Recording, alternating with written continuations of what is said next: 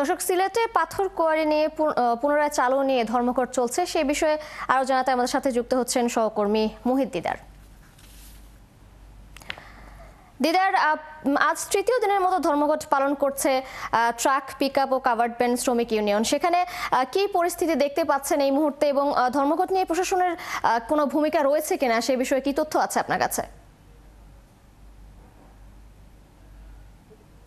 দিশা বন্ধ থাকা পাথর কোয়ারি খুলে দেওয়ার দাবিতে পণ্য পরিবহন মালিক শ্রমিক ঐক্য পরিষদ তারা গত শনিবার থেকে 48 ঘন্টা ধর্মঘট ডেকেছিলেন, কিন্তু গতকাল হঠাৎ করে তারা আরো 48 ঘন্টা বাড়িয়ে 72 ঘন্টা করেছেন।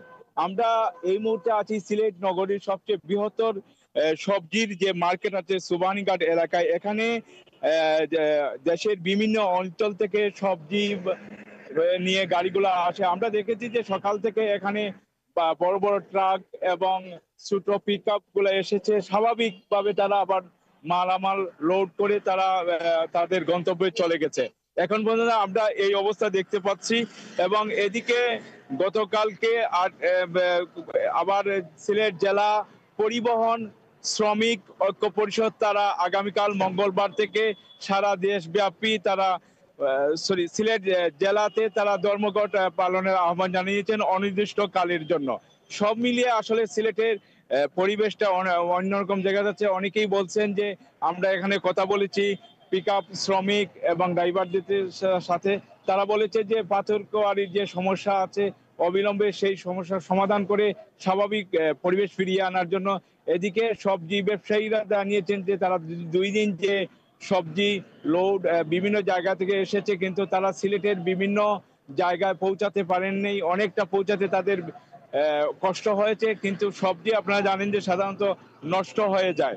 এদিকে আমরা সিলেট জেলার সড়ক পরিবহন মালিক সমিতির মাওলানা লুকমান আহমদ আমাদেরকে জানিয়েছেন যে তারা এই ধর্মঘটের পক্ষে নয়, তারা অনুরোধ করেছেন এই ধর্মঘট তারা প্রত্যাহার করার জন্য। এবং পরিবহন শ্রমিক নেতা মইনুল জানিয়েছেন যে তারা যে আগামীকালকে সিলেট জেলাতে যে অনির্দিষ্টকালের জন্য কর্মসূচি দিয়েছেন, তারা ধর্মঘট দিয়েছেন। এই ধর্মঘটে কোনো গাড়ি ভাঙচুর হবে না, মানে শান্তিপূর্ণ কর্মসূচি পালন হবে। এবং তারা আরেকটি কথা জানিয়েছেন যে তারা এইচএসসি পরীক্ষা আছে, এইচএসসি পরীক্ষা এবং প্রবাসী যারা আছেন বিদেশে যাবেন তাদের জন্য এই ধর্মঘট শিথিল আছে। এই ছিল সিলেটের সর্বশেষ ধর্মঘটের সর্বশেষ সংবাদ। ধন্যবাদ আপনাকে যুক্ত হওয়ার জন্য। আপনি সঙ্গেই থাকুন।